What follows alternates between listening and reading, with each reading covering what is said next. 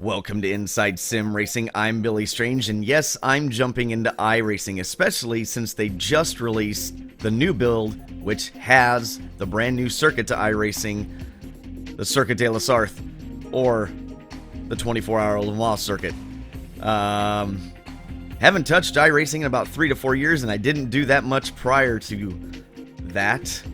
So, you're going to get a look at basically a brand new person to iRacing. So let's give this a shot.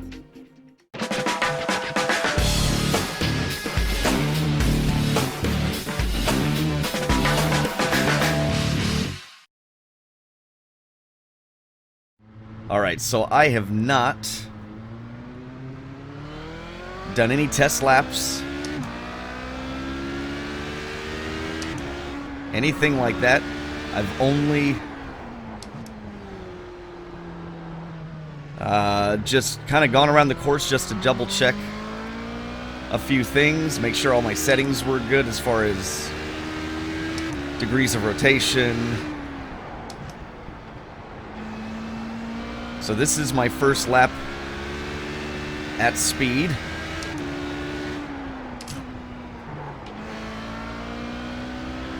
So again, I've run, I don't know, maybe a handful of races about 3-ish years ago.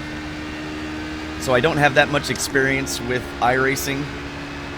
So again, you're kind of getting a new person perspective on this.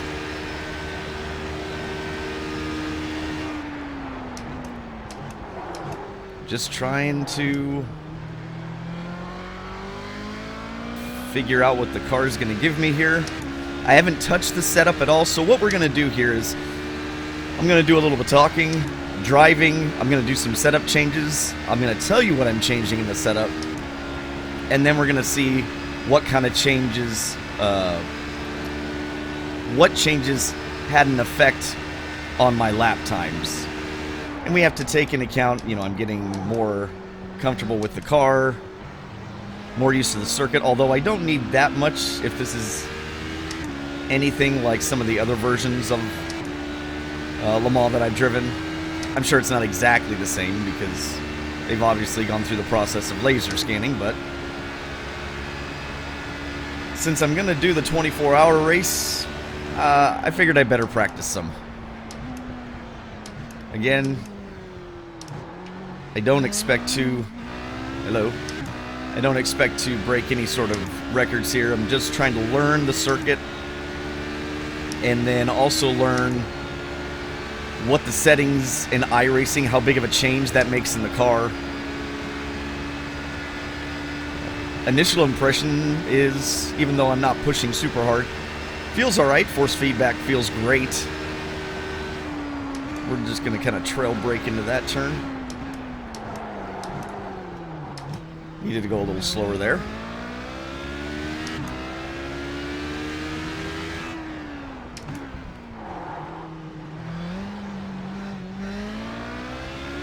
So we got some on-throttle oversteer going on.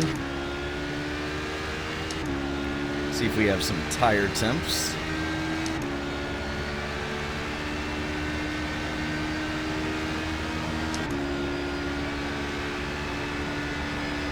Again, just trail brake.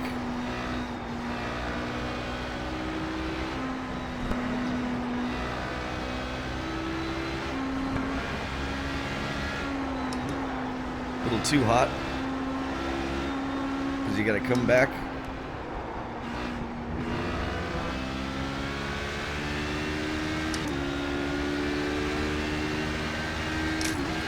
Whoa.